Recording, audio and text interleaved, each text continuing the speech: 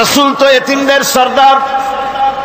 পৃথিবীর কোন এতিম যেন বলতে না পারে নবীজি আমার ব্যাপারে কি বলবেন, আমি তো এতিম মানুষ, আর তিনি আমার ব্যাপারে কিভাবে আমার দরদ বুঝবেন। নবীজিকে আল্লাহ পাক কেমন এতিম বানালেন, সমস্ত দুনিয়ার এতিমদের সর্দার বানালেন। মায়ের পেটে যখন তিনি ছিলেন, 6 মাসের সময় মায়ের পেটে থাকাকালীন বাপের এতিম হয়ে গেলেন। যখন প্রসব বেদনা শুরু হয়েছে মায়ের, দুনিয়ায় যখন তিনি আসবেন, হযরতে আমেনা ঘরের ভিতরে বসে তার অবস্থাটা কি, এই সন্তান পৃথিবীতে আসতে পরে যিনি সবচাইতে বেশি খুশি হবেন তিনি তো আজ দুনিয়ায় নাই। মনের ভিতরে কত কষ্ট। আল্লাহ রাব্বুল আলামিন তার হাবিবকে দুনিয়া আনলেন। রাসূলের দাদা ঘরের সামনে তাঁবুর সামনে দাঁড়ায়া তায়েফ থেকে আগত সাদিয়া গোত্রের লোকদেরকে বলতেছেন, এই ঘরের ভিতরে একটা এতিম বাচ্চা আছে, বেশি টাকা কড়ি দেওয়া যাবে না, যদি দয়া হয় নিয়ে যাও। গরিব মানুষ, এতিম মানুষ দেখে শুনে কেউ আর নিতে চায় না। সবশেষে এলেন ভাগ্যবতী মেয়ে, ভাগ্যবতী মহিলা হযরতে হালিমাতুস সাদিয়া, তিনি এসেছেন। কোনো ছেলে পেলে পায় নাই, সকলের শেষে তিনি এসেছেন। আব্দুল মুত্তালিব বলছেন, এই ঘরের মধ্যে একটা এতিম বাচ্চা আছে, দয়া হলে নিয়ে যেতে পারো। তিনি স্বামীর সঙ্গে পরামর্শ করলেন, এরপরে বললেন যদি দেখতে অন্তত ভালো হয়, মন যদি ভালো লাগে নিয়ে যাব, একেবারে খালি হাতে ফিরে যাওয়ার চাইতে তো ভালো। হযরতে হালিমা বলেন, আমি ঘরের মধ্যে প্রবেশ করলাম, মা আমিনার কোল থেকে শিশু মুহাম্মদ সাল্লাল্লাহু আলাইহি ওয়াসাল্লামকে যখন আমি কোলে নিলাম, আমি হুজুরের চেহারার দিকে নজর করে দেখলাম, আমার কাছে মনে হলো যেন পূর্ণিমার চাঁদটা আমার কোলে ধরা দিয়েছে। রাসূল কি শিশু মুহাম্মদ সাল্লাল্লাহু আলাইহি ওয়াসাল্লাম কি যখন নিয়ে বাড়ির দিকে রওনা হলাম, যে গাধা আমার সকলের পেছনে এসেছে সেই গাধা এখন সকলের আগে ছুটে চলে যায়। এরপরে বাড়ি যখন নিয়ে গেলাম, কুয়ায় পানি বাড়লো, গাছে ফসল বাড়লো, খেজুর গাছে খেজুর বাড়তে লাগলো, জমিনে ফলন বেড়ে গেল। রাসূলের দুধ বোন সাইমা রাসূলকে নিয়ে মুহাম্মদ সাল্লাল্লাহু আলাইহি ওয়াসাল্লাম তাকে দোলনা নিয়ে দোল দিতেছে। কি আশ্চর্য অবস্থা! সাইমা তাকে দোল দিচ্ছে আর বলতেছে, বেঁচে থাকুক মুহাম্মদ সাল্লাল্লাহু আলাইহি ওয়াসাল্লাম, সে দীর্ঘজীবী হোক। কবি লিখতেছেন, কি আশ্চর্য কথা, বেদুইন বালিকা কারে নিয়ে দোল দেয় সে কি তা জানে? বিশ্বনবী মুহাম্মদ রাসূলুল্লাহ সাল্লাল্লাহু আলাইহি ওয়াসাল্লাম এভাবে এতিম অবস্থায় জীবন তার শুরু হলো। যখন তিনি ফিরে এলেন 6 বছর বয়সের সময়, যখন মায়ের কাছে তিনি ফিরে এসেছেন, প্রতিদিন তিনি খেলা দেখতে যান ময়দানে। ইতিহাসের মধ্যে লেখা হয়েছে, মা প্রতিদিন সন্ধ্যার সময় তাকে ফিরে পান। আজকে সন্ধ্যা হয়ে গেছে, শিশু মুহাম্মদ সাল্লাল্লাহু আলাইহি ওয়াসাল্লাম বাড়ি ফেরেন না। কারণ কি, কেন বাড়ি ফেরে না? সন্ধ্যার দিকে তিনি চলে গিয়েছেন পাহাড়িয়া ময়দানে, যে দেখেন ধুধু করতেছে, চতুর্দিকে সন্ধ্যা হয়ে গেছে, অন্ধকার হয়ে গেছে, কোনো ছেলে পেলে নাই, কেউ নাই। পাহাড়ের পাদদেশে বসে শিশু মুহাম্মদ সাল্লাল্লাহু আলাইহি ওয়াসাল্লাম কাঁদতেছেন।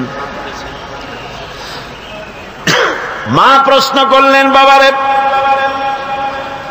সন্ধ্যা উত্তীর্ণ হয়ে গেল, কেন একা একা বসে বসে কাঁদো? তিনি বলছেন, মাজি আজ কদিন খেলা দেখতে আসলাম ময়দানে, প্রতিদিন দেখি যখন সন্ধ্যা হয়ে যায় মুরব্বী শ্রেণীর কিছু লোক আসে, ছেলেকে নাম ধরে ডাক দেয়, ছেলেরা দৌড়ে তার বাবার কাছে চলে যায়, আর বাবা ছেলেকে কোলে নিয়ে মুখে চুমা দিয়ে বাড়ির দিকে নিয়ে যায়। আমি আজ কদিন পর্যন্ত এই ময়দানে এলাম, কোনদিন সন্ধ্যাবেলায় তো কেউ এসে আমাকে মুহাম্মদ বলে একটা ডাক দিল না। আমার আব্বা কি নাই?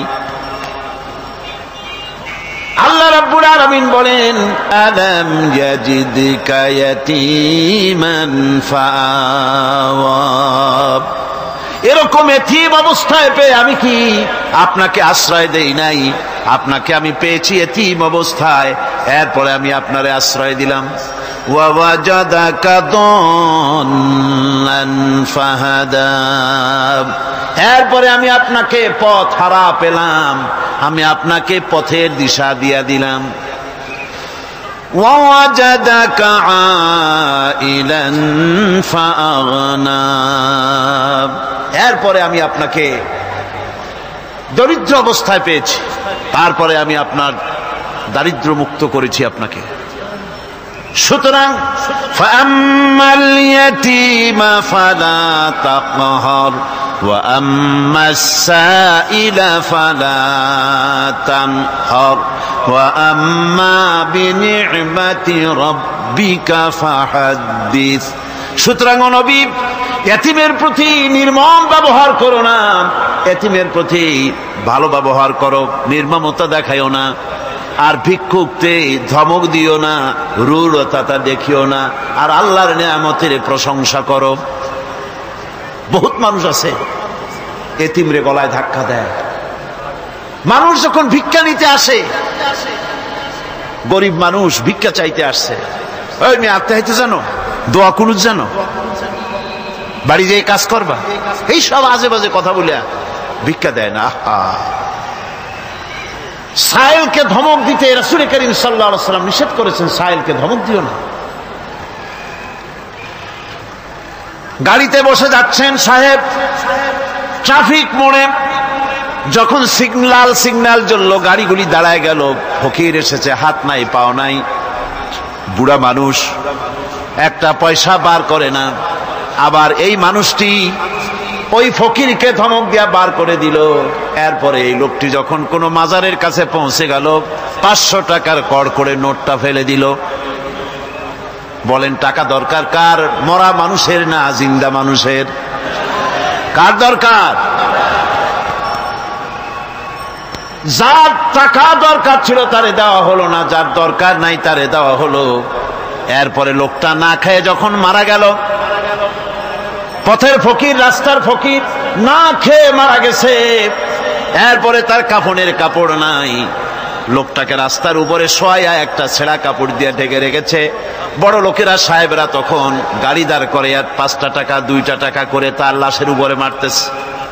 এটা মানবতার এর চাইতে লাঞ্ছনা, মানবতার জন্য এর চাইতে গঞ্জনা আর কিছুই হতে পারে না। মানবতার প্রতি লাঞ্ছনা, এর থেকে আর দুর্গতি কি হতে পারে? বেঁচে থাকার সময় 1টা টাকা আপনি দিলেন না, মরে যাওয়ার পর বিদায় হয়েছে বালাই, এখন দেওয়া শুরু করেছে।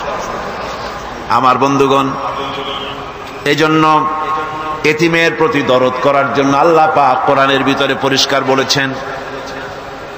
রাসূল করিম সাল্লাল্লাহু আলাইহি ওয়াসাল্লাম নিজে এতিম ছিলেন, আর এতিমের প্রতি তার এত দরদ ছিল, একবার তিনি ঈদের দিকে নামাজ পড়ার জন্য যাচ্ছেন। প্রতিমধ্যে দেখেন একটা বাচ্চা ছেলে কাঁদতেছে। এই রাস্তায় কত মানুষ গেল, কেউ দাঁড়ালো না থমকে, বাচ্চার ক্রন্দন কাউকে থামাইতে পারল না। কিন্তু বিশ্ব নবী, দয়ার নবী, রাহমাতুল লিল আলামিন বাচ্চার কান্না দেখে পাও বাড়াতে পারলেন না। নবীজি দাঁড়ায় গেলেন, জিজ্ঞেস করেন, ও বাচ্চা, ঈদের দিনে কাঁদো কেন? ঈদের দিনে তো কাঁদতে নাই। বাচ্চা বলে, তোমার কাছে বলবো না, আমি সেই সকালবেলা থেকে বসে আছি, আমি যদি মক্কার আব্দুল্লাহর পুত্র মুহাম্মদ রাসূলুল্লাহ সাল্লাল্লাহু আলাইহি সাল্লামকে পাই, মনের দুঃখ তার কাছে বলবো। বিশ্ব নবী জমিনের উপরে বসে পড়লেন, বাচ্চারে কোলের উপরে উঠায় বলেন, বাচ্চা বলো কি তোমার দুঃখ? তুমি যার জন্য বসেছো আমি তো সেই এতিম নবী, কি বলতে চাও? বাচ্চা বলতেছেন, ইয়া রাসূলুল্লাহ, আমার বাবা মারা গেছে সেই ছোট্টবেলায়, একেবারেই তখন মায়ের পেট থেকে আমি আসার পর বাপ মরে গেল। আমার মা আর একজনের সঙ্গে বিয়ে বসেছে, সেই পুরুষটি আমারে দেখতে পারে না, আমার মা যদি আমারে কোলে করে এসে সহ্য করতে পারে না, আমারে চুমা খাইলে সহ্য করতে পারে না, আমারে খাবার দিলে মা মার খায়। আজ ঈদের দিনে রাতে আমার মা আমাকে বলল, বাবারে তোমার কপাল খারাপ, তোমার বাবা মারা গেছে, তোমাকে সাহায্য করার কেউ নাই, আমি তোমার যত্ন করতে পারলাম না, কোলে নিয়ে চুমাও দিতে পারি না, আমার এমনই কপাল খারাপ। সুতরাং এতিমের দরদ এতিম ছাড়ার কেউ বুঝবে না। তুমি আজ চলে যাও, ওই রাস্তায়, ঈদের রাস্তায় দাঁড়ায় থাকো, মাঠের রাস্তার পাশে, বিশ্ব নবীর কাছে তোমার দুঃখ বলো, এতিমের দুঃখ তিনি বুঝবেন। আমি মায়ের কথা মতো এই জায়গায় এতক্ষণ বসে আছি, হুজুর আপনি দয়া করে, আমার কথা তো আপনার কাছে বললাম, আমার মনের এই দুঃখ। নবীজি বাচ্চার কথা শুনতেছিলেন, চোখ দিয়া পানি পড়তেছিল, বাচ্চাকে বুকের সঙ্গে জড়িয়ে ধরে নবীজি বলেন, ও এতিম, মুহাম্মদ সাল্লাল্লাহু আলাইহি ওয়াসাল্লাম যদি তোমার পিতা হন আর হযরতে আয়েশা যদি তোমার মা হয়ে যায়, বলো তোমার মনের দুঃখ মেটে নাকি? ছেলে ডুকরে কেঁদে উঠলো আর বলল, ইয়া রাসূলুল্লাহ, হে আপনি যদি আমার পিতা হন আর আয়েশা যদি আমার মা হয়ে যায়, এর থেকে বড় সৌভাগ্যের আমার তো আর কিছুই নাই। নবীজি এতিমকে বাড়ি নিয়ে গিয়ে হযরতে আয়েশার হাতে তুলে দিয়ে বললেন, আয়েশা রে, পবিত্র ঈদের দিনে আল্লাহ রাব্বুল আলামিন তোমার জন্য একটা উপহার পাঠিয়েছেন, এটা যত্ন করো। এতিমের প্রতি দরদ রাখার জন্য আল্লাহ রাব্বুল আলামিন বলেছেন, এতিম, মিসকিন, বিধবা, অসহায় লোক, তাদের প্রতি যাতে করে মুসলিম সমাজ লক্ষ্য রাখে, সেজন্য আল্লাহ পাক নির্দেশ করেছেন। বুখারী এবং মুসলিম শরীফের হাদিসে এসেছে, আসাই আলাল আরমালাত ওয়াল মিসকিন কাসাই ফি সাবিলিল্লাহ। বিধবাদের জন্য, মিসকিনের জন্য কেউ যদি কোনো উদ্যোগ গ্রহণ করে, কেউ কোনো সাহায্য দেয়, জিহাদের ময়দানে জিহাদ করে আল্লাহর রাস্তায় যে সওয়াব পাওয়া যায়, যে মর্যাদা পাওয়া যায় আল্লাহর কাছে, এতিম, মিসকিন, বিধবাকে সাহায্য করলে সেই সওয়াব আল্লাহ রাব্বুল আলামিন আমলনামায় দিয়ে দেন।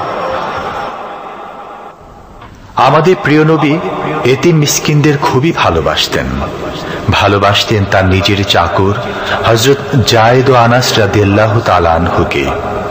সে সম্পর্কে এখন আলোচনা করা হচ্ছে।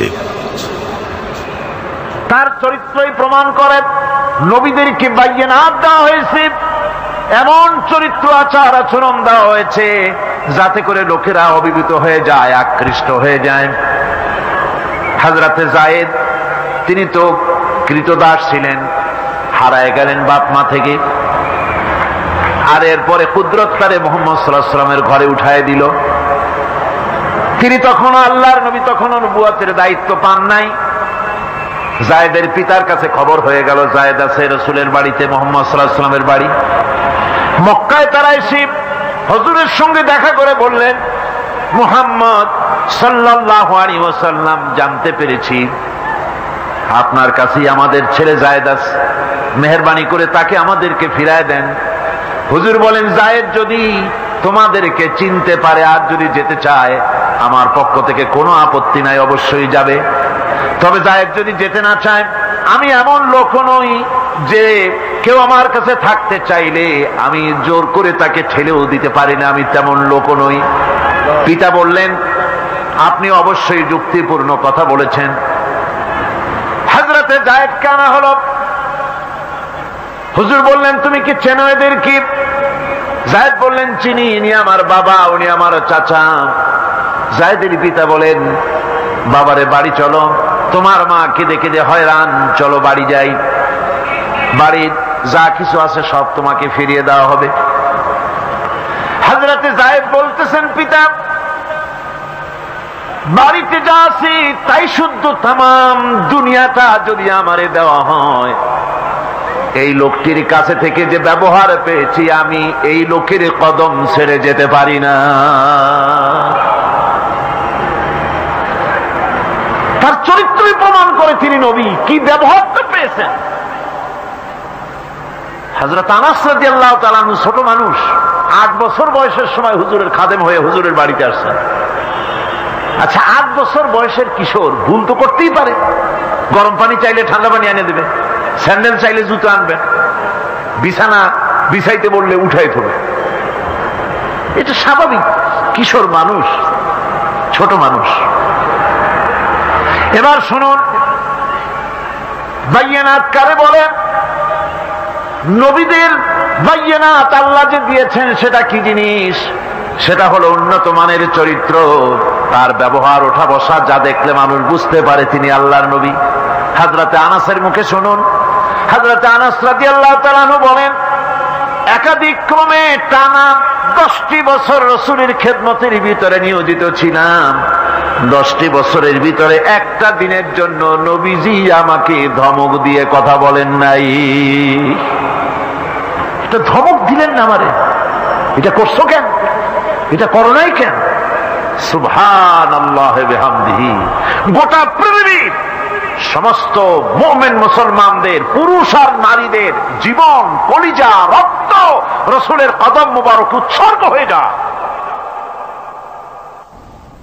মহান রব্বুল আলামিনের কাছে তার হাবিব রাসূলুল্লাহ সাল্লাল্লাহু আলাইহি ওয়াসাল্লামের ছিল বিশেষ মর্যাদা।